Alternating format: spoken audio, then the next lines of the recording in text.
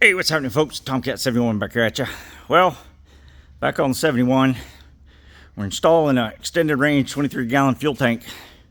And I wanted to show you guys, because you got to put the fuel hose on, you got to put the inlet hose on before you put the tank up in there, because you won't be able to get to the clamp unless you're magic.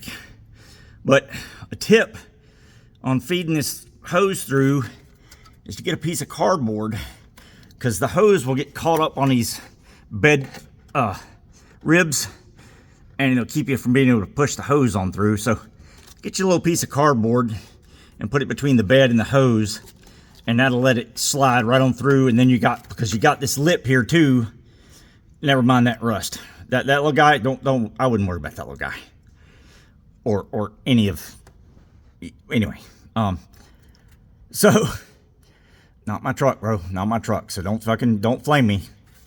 But yeah, that right there is a little tip for you. That'll keep that hose from getting caught up, because as you can see right now, just as it's coming up on that lip, it's just about ready to go in.